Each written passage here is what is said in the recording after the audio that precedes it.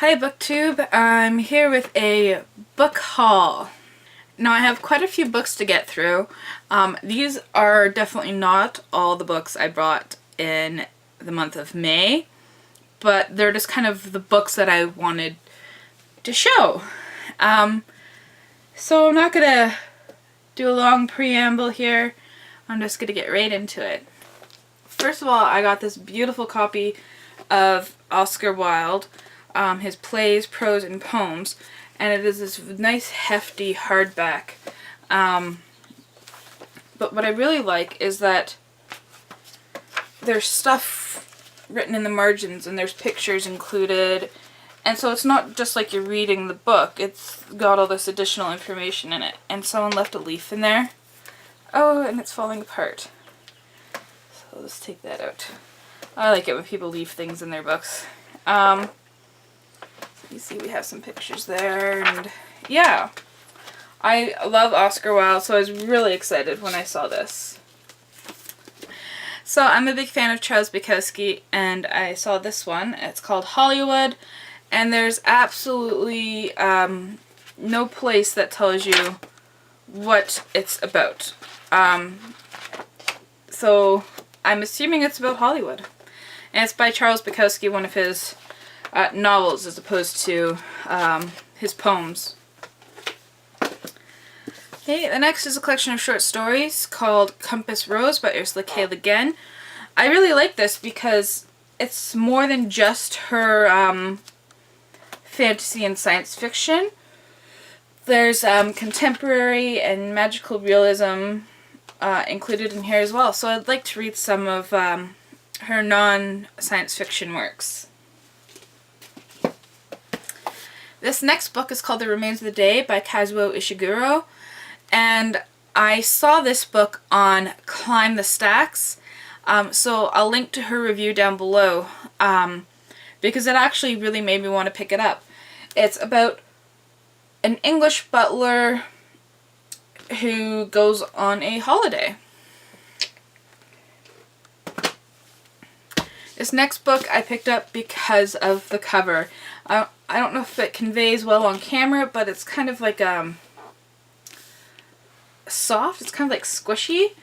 And then there's these psychedelic end papers. But anyways, this is The ABC Murders by Agatha Christie. As you can see, we got this nice emblem on the front there. Okay, these next two books are by the same author, V.S. Naipaul, or Naipaul, I guess. So I have A Bend in the River and In a Free State. He is the 2001 Nobel Prize in Literature winner, and I believe this one is the winner of the Man Booker Prize. But anyways, these books both take place in Africa. One is about an Indian who finds himself in a river in Africa, and the other one is about a car trip through Africa. So that's kind of interesting. I have a classic here. This is The Female Quixote by Charlotte Lennox. It's, you know, she's obsessed with books like Don Quixote was, but she being a woman, in order to keep her estate and her library and all her books, she has to marry. But she's like, hell no, like, I'm gonna be the hero of my own story. That's what I got from the back anyway, so it sounds really interesting.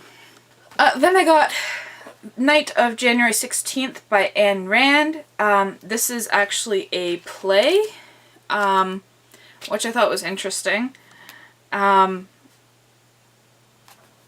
really say too much what it's about, except that it's a lot about her philosophy, which I don't necessarily agree with.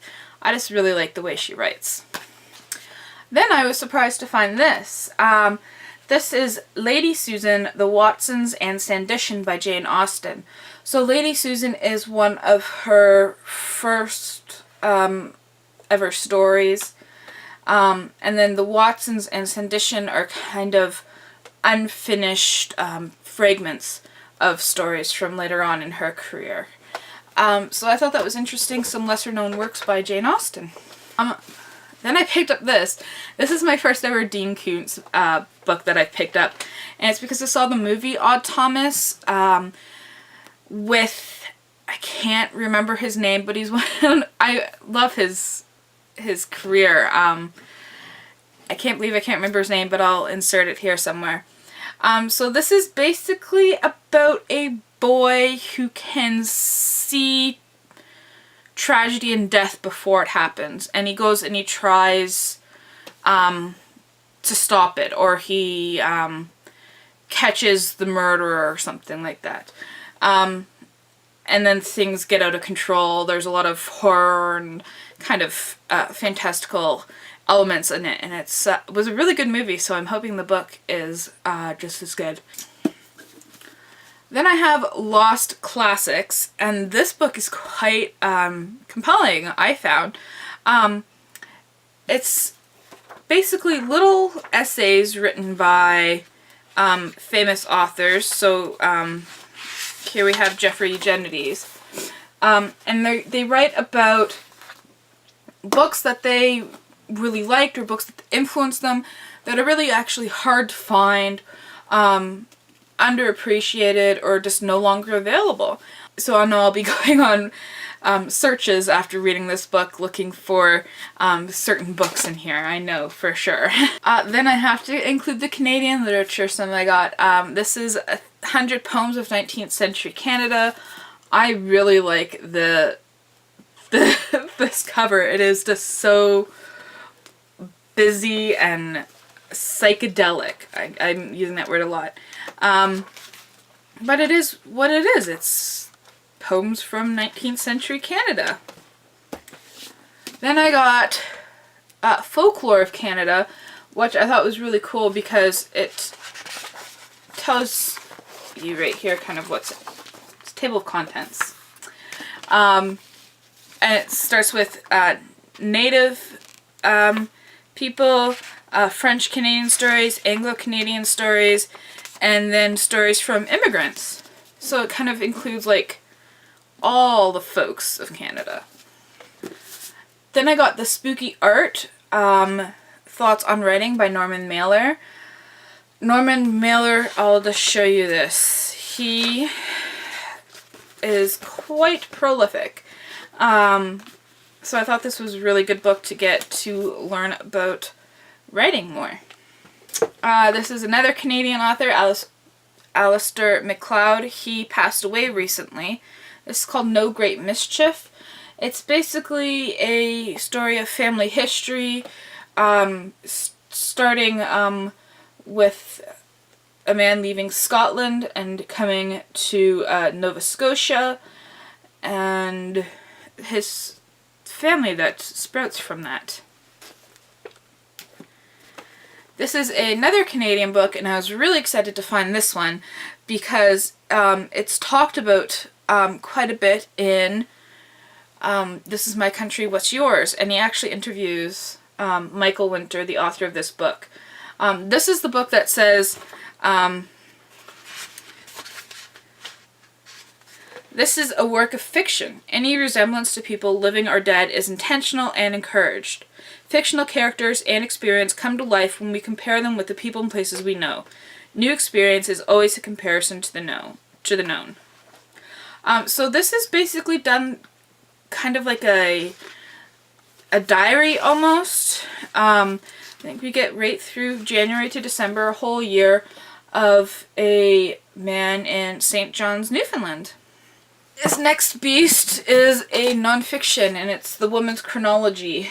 And basically, it goes from prehistory all the way to the 1993.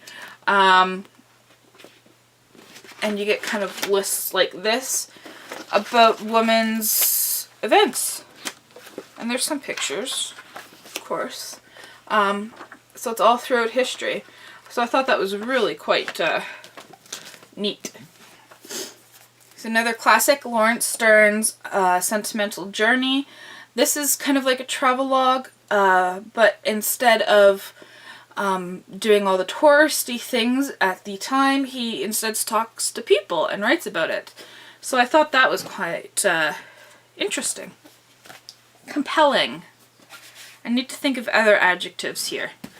I got Cranford by Elizabeth Gaskell, which seems to be really well known on BookTube. I have North and South and Wives and Daughters, and I plan on reading North and South this year, but I thought I'd pick up Cranford. It's quite, probably like 1/8 of her other books. It's quite thin. Okay, so my favorite book last month was Jurassic Park. So when I saw The Lost World, I had to pick it up.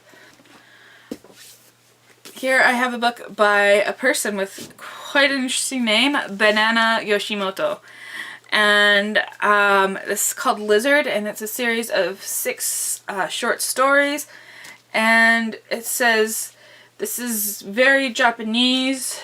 There's an original spin on magical realism, and it's kind of postmodern, a blending of traditional and pop culture. So, yes, I will admit I probably only picked it up because her name is Banana. And I picked up 3 Lives by Gertrude Stein. Gertrude Stein was the female author of the early 20th century. 1909. Yeah.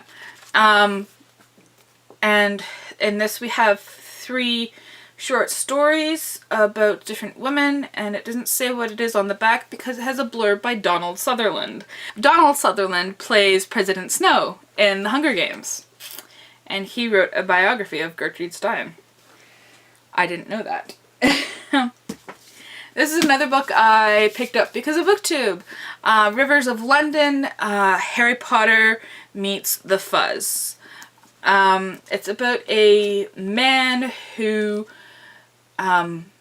works for the police, and then I guess he finds out he has magical powers, or he has magical powers and is a police officer, something along those lines. Then I was so excited to actually get a copy of this.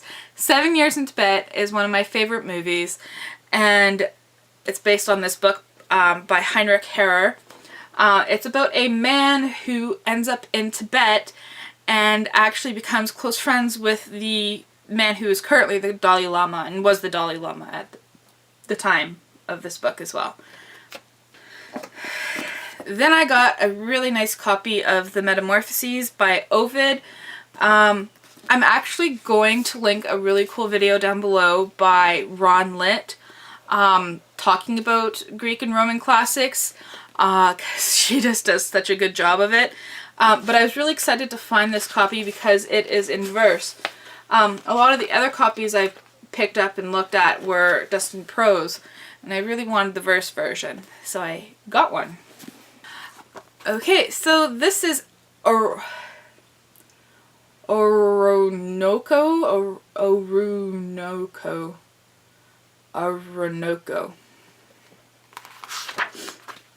Doesn't tell you how to pronounce it. By Aphra Behn. Now, Aphra Behn is the first woman who managed to make a living writing, and this is in the 17th century. So this is the story of a man who starts out as a prince and ends up as a slave. These next 2 books are, again, I picked them up based on BookTube, and that is Climb the Stacks video again. She was, I believe, listening to Anthony Bourdain, so I picked these up. This is Kitchen Confidential and The Nasty Bits, and these are basically food, about food, and he's a chef, and he travels and cooks and does all sorts of fun things. Okay, so I hope you've all heard of The Bunny Suicides by Andy Riley. I have a copy of his books, much in the same format as this. And this is Loads More Lies to Tell Kids. And it's really cool because there's different pictures and captions here of ridiculous things. Heaven isn't full, but its car park is. Since 1991, blessed souls have been driving around looking for space. Cats can't walk in the wind. You know, just sort of like ridiculous things that you can tell kids. Okay, so these two books I picked up also because of BookTube, and Sue Morrow has read these graphic novels. It's Y, it's the name, Y, The Last Man, and these are like full color, kind of pretty books. And it's basically, there's been a plague and it's wiped out everything with a Y chromosome except for this man. So that is quite interesting. So I guess he's going around trying to figure out what happened. So I have book 1 and book 2. This is called The Inklings, C.S. Lewis, J.R. Tolkien, Charles Williams, and their friends. Now, The Inklings was a group at Oxford University who got together and wrote books, and they talked about their books. So this is how, you know, Lord of the Rings came about, and how Narnia started and all this. So it is quite interesting to actually get a biography about the Inklings. Okay, penultimate book, The Treasured Writings of Kahlil Gibran. Kahlil Gibran is a Muslim author from Lebanon. And he is a poet and philosopher, and he is a beautiful writer. So this just has, you know, you can tell it's quite sizable. It has a lot of his works in there. I really enjoyed The Broken Wings by him, which is a poem. And lastly, I got this copy of Alice in Wonderland. I like the fact that it's hardcover, and it's got like the illustrations and everything.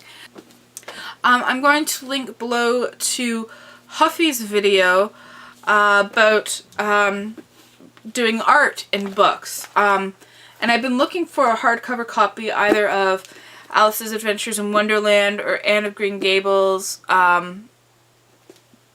those kind of books, to follow her example and draw and paint in books. So I'm really excited to do that. So that's it. I know that's a lot of books. There's a whole stack here behind me too, and my books are holding up the camera. But I didn't want to bore you with, you know, a huge haul here. So let me know down below if you've read any of these books, and remember to keep on reading.